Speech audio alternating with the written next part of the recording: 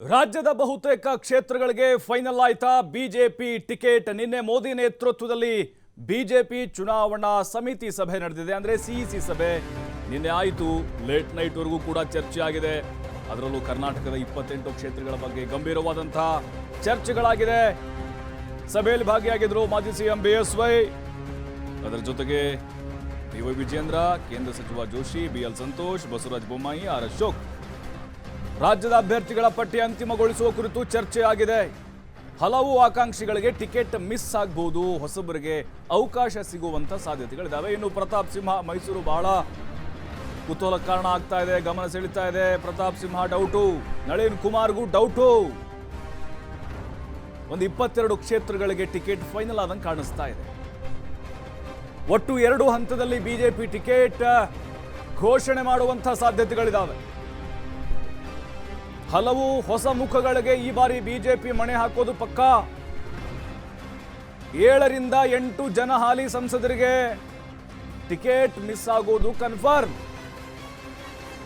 ಹಲವು ಆಕಾಂಕ್ಷಿಗಳಿಗೆ ಭಾರಿ ನಿರಾಸೆ ಈಗ. ಅದರಲ್ಲೂ ಯಂಗ್ ಲೀಡರ್ ಅಂತ ಅನ್ಸ್ಕೊಂಡಿದ್ರು ಪ್ರತಾಪ್ ಸಿಂಹ, ಅವ್ರಿಗೂ ಕೂಡ ಟಿಕೆಟ್ ಬಹುತೇಕವಾಗಿ ಸಿಗಲ್ಲ ಅನ್ನೋದು ಗೊತ್ತಾಗ್ತಾ ಇದೆ. ಯಾರಿಗೆ ಕೊಡಲಾಗಿದೆ, ಯಾವ ಮಾನದಂಡದ ಮೇಲೆ? ಸುಧಾಕರ್ ಚಿಕ್ಕಬಳ್ಳಾಪುರ ಕ್ಷೇತ್ರದಿಂದ, ಶೋಭಾ ಕರಂದ್ಲಾಜೆ ಉಡುಪಿ ಚಿಕ್ಕಮಗಳೂರು, ಬಸವರಾಜ ಬೊಮ್ಮಾಯಿ ಹಾವೇರಿ, ಡಾಕ್ಟರ್ ಮಂಜುನಾಥ್ ಬೆಂಗಳೂರು ಗ್ರಾಮಾಂತರ, ಬ್ರಿಜೇಶ್ ಚೌಟಾ ದಕ್ಷಿಣ ಕನ್ನಡ. ನೋಡಿ ಯಾರಿಗೆ ಟಿಕೆಟ್ ಮಿಸ್ ಆಗಬಹುದು. ಅನಂತ್ ಕುಮಾರ್ ಹೆಗಡೆ. ನೋಡಿ ಯಾರಿಗೆ ಟಿಕೆಟ್ ಸಿಗ್ಬೋದು. ಡಾಕ್ಟರ್ ಸುಧಾಕರ್, ಶೋಭಾ ಕರಂದ್ಲಾಜೆ, ಬಸವರಾಜ ಬೊಮ್ಮಾಯಿ, ಮೈಸೂರಿನಿಂದ ಯದುವೀರ್ ಒಡೆಯರ್, ದಕ್ಷಿಣ ಕನ್ನಡದಿಂದ ಬ್ರಿಜೇಶ್ ಚೌಟಾ, ಬೆಂಗಳೂರು ಗ್ರಾಮಾಂತರದಿಂದ ಡಾಕ್ಟರ್ ಮಂಜುನಾಥ್.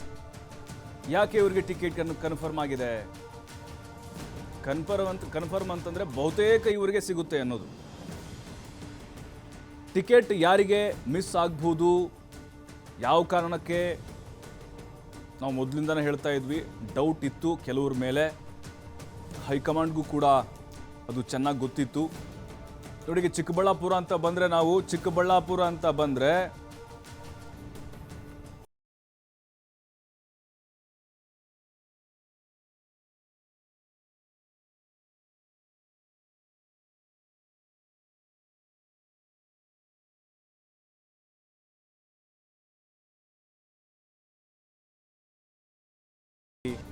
ಅವ್ರ ಇನ್ನೊಬ್ಬ ಪುತ್ರಿ ಅವರು ಕೂಡ ರೇಸ್ನಲ್ಲಿದ್ದರು. ಅಂತಿಮವಾಗಿ ಜಗದೀಶ್ ಶೆಟ್ಟರ್ ಅವರಿಗೆ ಬೆಳಗಾವಿ ಟಿಕೆಟ್ ಕನ್ಫರ್ಮ್ ಆಗಿದೆ. ಅವರು ಹಾವೇರಿ ಮೇಲೆ ಕಣ್ಣಿಟ್ಟಿದ್ರು. ಅಲ್ಲಿ ಬೊಮ್ಮಾಯಿ ಅವರು ಕೂಡ ಸ್ಟ್ರಾಂಗ್ ಕ್ಯಾಂಡಿಡೇಟ್ ಆಗಿರೋದ್ರಿಂದಾಗಿ ಅವ್ರಿಗೀಗ ಬೆಳಗಾವಿ ಫಿಕ್ಸ್ ಮಾಡಲಾಗ್ತಿದೆ. ಇನ್ನು ರಮೇಶ್ ಕತ್ತಿ ಚಿಕ್ಕೋಡಿಯಿಂದ ಕಳೆದ ಬಾರಿ ಅಣ್ಣಾ ಸಾಹೇಬ್ ಜೊಲ್ಲೆ ಕೊಟ್ಟರು. ಅದರ ಹಿಂದಿನ ಕಳೆದ ಬಾರಿ ಅವರು ಸೋತಿದ್ರು ಪ್ರಕಾಶ್ ಹುಕ್ಕೇರಿ ವಿರುದ್ಧ. ಅವರು ಕೂಡ ಪ್ರಬಲ ಆಕಾಂಕ್ಷಿ, ವಿಧಾನಸಭೆ ಚುನಾವಣೆಯಲ್ಲಿ ಸೋತರು. ಬಟ್ ಈಗ ನನಗೇ ಸಿಗುತ್ತೆ ಅನ್ನುವಂಥ ವಿಶ್ವಾಸದಲ್ಲಿದ್ದರು. ಚಿಕ್ಕೋಡಿಯಿಂದ ರಮೇಶ್ ಕತ್ತಿಗೆ ಬಹುತೇಕವಾಗಿ ಟಿಕೆಟ್ ಕನ್ಫರ್ಮ್.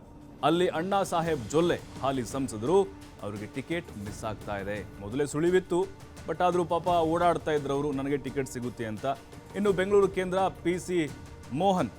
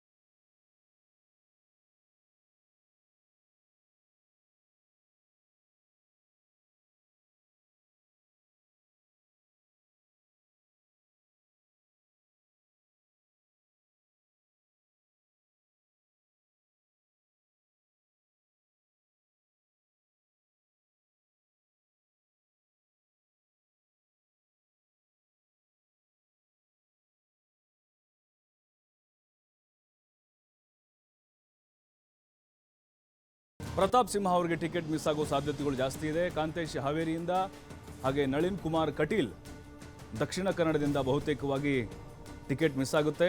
ಪ್ರತಾಪ್ ಸಿಂಹ ಮೈಸೂರಿನಿಂದ ಟಿಕೆಟ್ ಅವರಿಗೆ ಬಹುತೇಕವಾಗಿ ಸಿಗಲ್ಲ ಅನ್ನುವಂಥದ್ದೇ ಚರ್ಚೆ ಆಗ್ತಾ ಇತ್ತು. ಯಾಕಂತ ಹೇಳಿದ್ರೆ ರೀಸನ್ಗಳು ಬಹಳ ಇದ್ದಾವೆ. ಅಲ್ಲಿ ಯದುವೀರ್ ಒಡೆಯರ್ ಅವರು ಬಹುತೇಕವಾಗಿ ಈ ಬಾರಿ ಕಂಟೆಸ್ಟ್ ಮಾಡೋದು ಫಿಕ್ಸು. ಇನ್ನು ಕಾಂತೇಶ್ ಈಶ್ವರಪ್ಪನವರ ಪುತ್ರ, ಅವರು ಪಾಪ ಬಹಳ ಸರ್ಕಸ್ ಮಾಡ್ತಾ ಇದ್ರು. ಅವ್ರ ತಂದೆ ಈಶ್ವರಪ್ಪನವರು ಕೂಡ ಹೈಕಮಾಂಡ್ ಮಟ್ಟದಲ್ಲಿ ದೊಡ್ಡ ಲಾಭಿಯನ್ನು ಮಾಡ್ತಾ ಇದ್ರು. ಆದರೆ ಅವರ ಯಾವುದೇ ಪ್ರಯತ್ನಗಳು ಫಲ ಕೊಟ್ಟಿಲ್ಲ. ಯಾಕೆಂತ ಹೇಳಿದ್ರೆ ಅಲ್ಲಿ ಬಸವರಾಜ ಬೊಮ್ಮಾಯಿ ಲಿಂಗಾಯತ ಸಮುದಾಯಕ್ಕೆ ಸೇರಿದಂಥವರು ಈಗ ನಿರ್ಣಾಯಕ ಪಾತ್ರವನ್ನು ವಹಿಸುತ್ತೆ. ಲಿಂಗಾಯತ ಸಮುದಾಯ ಹಾವೇರಿ ಮತ್ತು ಗದಗ ಲೋಕಸಭಾ ಕ್ಷೇತ್ರದಲ್ಲಿ ಅವ್ರಿಗೆ ಈಗ ಟಿಕೆಟ್ ಫೈನಲ್ ಮಾಡಲಾಗಿದೆ. ಇನ್ನು ನಳಿನ್ ಕುಮಾರ್ ಕಟೀಲ್ ದಕ್ಷಿಣ ಕನ್ನಡದಲ್ಲಿ ಇಲ್ಲಿ ಬ್ರಿಜೇಶ್ ಚೌಟ ಅಂತ ನೋಡಿ. ಬ್ರಿಜೇಶ್ ಚೌಟ ಇವರು ಭೂಸೇನೆಯ ನಿವೃತ್ತ ಸೇನಾಧಿಕಾರಿ, ಅವರಿಗೆ ಈಗ ಅವಕಾಶವನ್ನು ಮಾಡಿಕೊಡಲಾಗ್ತಿದೆ. ಕಟೀಲ್ ಅನುಮಾನ ಇತ್ತು ಅವ್ರಿಗೂ ಕೂಡ, ಬಟ್ ಎಲ್ಲೊಂದು ಕಡೆ ಕಾನ್ಫಿಡೆಂಟ್ ಅಲ್ಲಿದ್ದರು. ಆದರೆ ಹೊಸ ಮುಖಕ್ಕೆ ಮಣೆ ಹಾಕಬೇಕು ನಳಿನ್ ಕುಮಾರ್ ಕಟೀಲ್ಗೆ ಈ ಬಾರಿ ಟಿಕೆಟ್ ಬೇಡ ಅನ್ನುವಂಥದ್ದು ಚರ್ಚೆ ಆಗ್ತಾ ಇತ್ತು. ನೋಡಿ, ಅಂದುಕೊಂಡಂಗೆ ಆಗಿದೆ. ನಳಿನ್ ಕುಮಾರ್ ಕಟೀಲ್ಗೆ ಈಗ ಟಿಕೆಟ್ ಬಹುತೇಕವಾಗಿ ಮಿಸ್ ಆಗಿದೆ ಅನ್ನೋದು ಗೊತ್ತಾಗ್ತಾ ಇದೆ. ಹಲವು ಕಾರಣಗಳಿದ್ದಾವೆ. ಏನು ಅನಂತಕುಮಾರ್ ಹೆಗಡೆ ಉತ್ತರ ಕನ್ನಡ ಸಂಸದರು ತಮ್ಮ ವಿವಾದಾತ್ಮಕ ಹೇಳಿಕೆಯಿಂದಲೇ ಇತ್ತೀಚೆಗೆ ಬಹಳ ಹೆಸರು ಸದ್ದು ಮಾಡ್ತಾ ಇದ್ದಾರೆ. 5 ಬಾರಿ ಆಯ್ಕೆಯಾಗಿದ್ದಾರೆ. ಅನಂತಕುಮಾರ್ ಹೆಗಡೆ ನೋಡಿ, ಸಿದ್ದರಾಮಯ್ಯವ್ರ ಬಗ್ಗೆ ಏಕವಚನದಲ್ಲಿ ಸಿದ್ದರಾಮುಲ್ಲಾ ಖಾನ್ ಅಂತ ಹೇಳಿದ್ದು, ಸಂವಿಧಾನವನ್ನು ಬದಲು ಮಾಡ್ತೀವಿ ಅಂತ ಹೇಳಿದ್ದು, ಬಹಳ ಅವರು ವೈಯಕ್ತಿಕವಾಗಿ ತೇಜೋವಧೆಯನ್ನು ಮಾಡ್ತಾ ಇದ್ರು. ಹಾಗಾಗಿ ಅದು ಪಕ್ಷಕ್ಕೆ ಡ್ಯಾಮೇಜ್ ಆಗಿತ್ತು. ಹೈಕಮಾಂಡ್ ಗಮನಕ್ಕೂ ಬಂತು. ಬಿಜೆಪಿ ನಾಯಕರಿಗೆ ಮುಜುಗರ ಆಯಿತು. ಸ್ವಪಕ್ಷದಲ್ಲೇ ವಿರೋಧ ಎದುರಿಸ್ತಾನೆ ಇದ್ದಾರೆ. ಹಾಗಾಗಿ ಅನಂತಕುಮಾರ್ ಹೆಗಡೆಗೆ ಈ ಬಾರಿ ಟಿಕೆಟ್ ಸಿಗಲ್ಲ ಅನ್ನೋದು ಮೊದಲಿಂದನೇ ಇತ್ತು. ಬಟ್ ಅಲ್ಲಿ ಅಭ್ಯರ್ಥಿ ಯಾರು ಇನ್ನೂ ಕೂಡ ಆಯ್ಕೆ ಪ್ರಕ್ರಿಯೆ ನಡೀತಾ ಇದೆ. ಅಭ್ಯರ್ಥಿಗಳ ಆಕಾಂಕ್ಷಿಗಳಿದ್ದಾರೆ ಅಲ್ಲೂ ಕೂಡ. ಇನ್ನು ಸದಾನಂದ ಗೌಡರು ಅವರಿಗಾಗಲೇ ಸ್ವಯಂ ರಾಜಕೀಯ ನಿವೃತ್ತಿಯನ್ನು ಘೋಷಣೆ ಮಾಡಿದ್ದಾರೆ. ಆದರೂ ಕೂಡ ಮತ್ತೆ ಎಲ್ಲೋ ಒಲವನ್ನು ವ್ಯಕ್ತಪಡಿಸಿದ್ರು. ನಾನು ಟಿಕೆಟ್ ಕೊಟ್ಟರೆ ನಿಲ್ತೀನಿ ಅಂಥೇಳಿ, ಯಾಕಂದರೆ ಸಿ ಟಿ ರವಿ ಈ ಕಡೆ ಬಂದುಬಿಡ್ಬೋದು ಅಂಥೇಳಿ ಅವ್ರಿಗೂ ಸ್ವಲ್ಪ ಡೌಟ್ ಇತ್ತು. ಹಾಗಾಗಿ ಬೆಂಗಳೂರು ನಾಯಕರು ಅವ್ರಿಗೆ ಹೋಗಿ, ಇಲ್ಲ ನೀವೇ ಬಂದುಬಿಡಿ ವಾಪಸ್ಸು, ಬೇರೆದವರು ಇಲ್ಲಿ ಬಂದರೆ ನಮ್ಮ ಪ್ರಾಬಲ್ಯ ಕಡಿಮೆ ಆಗುತ್ತೆ, ಶಕ್ತಿ ಕಡಿಮೆ ಆಗುತ್ತೆ ಅಂತ ಹೇಳಿದರು. ಸದಾನಂದ ಗೌಡರು ಈಗ ಅವರು ಒಲವಿತ್ತು, ಆದರೂ ಕೂಡ ಅವರೇ ಈಗ ರಾಜಕೀಯ ನಿವೃತ್ತಿಯನ್ನು ಘೋಷಿಸಿರೋದ್ರಿಂದಾಗಿ ಅವರಿಗೆ ಟಿಕೆಟ್ ಕೂಡ ಇಲ್ಲ. ಇನ್ನು ಭಗವಂತ ಖೂಬಾ ಕಾಲು ಬಿದ್ದರು ಹೋಗಿ. ಚೌಹಾಣ್ ಅವರು, ಪ್ರಭು ಚೌಹಾಣ್, ವಿಜೇಂದ್ರ ಅವರು ಕಾಲು ಬಿದ್ದರು, ಸಾಷ್ಟಾಂಗ ನಮಸ್ಕಾರ ಹಾಕಿದರು. ಭಗವಂತ ಖೂಬಾಗೆ ನೀವು ಯಾವುದೇ ಕಾರಣಕ್ಕೂ ಟಿಕೆಟ್ ಕೊಡಬೇಡಿ ಅಂಥೇಳಿ. ಅಲ್ಲಿ ಹಾಲಿ ಶಾಸಕರ ವಿರೋಧ ಇದೆ ಭಗವಂತ ಖೂಬಾ ಅವರ ಸ್ಪರ್ಧೆಯನ್ನು ಮಾಡಲಿಕ್ಕೆ. ಯಾಕಂತ ಹೇಳಿದರೆ ಸ್ಥಳೀಯ BJP ನಾಯಕರನ್ನು ಅವರು ವಿಶ್ವಾಸಕ್ಕೆ ತೆಗೆದುಕೊಳ್ತಾ ಇಲ್ಲ ಅನ್ನೋದು ಗೊತ್ತಾಗಿದೆ. ಹಾಗಾಗಿನೇ ಮೊದಲೇನು ಅನುಮಾನಗಳಿತ್ತು ಅದೆಲ್ಲವೂ ಕೂಡ ಈಗ ನಿಜ ಆಗ್ತಾ ಇದೆ. ಯಾರೆಲ್ಲ ಸಂಭಾವ್ಯರಿದ್ರು ಅಂತಂದರೆ ಟಿಕೆಟ್ ಯಾರಿಗೆ ಮಿಸ್ ಆಗ್ತಾ ಇತ್ತು ಅಥವಾ ಆಗಬಹುದು ಅಂತ ಹೇಳಲಾಗ್ತಾ ಇತ್ತು, ಬಹುತೇಕವಾಗಿ ಅದೇ ಹೆಸರುಗಳಿದ್ದಾವೆ.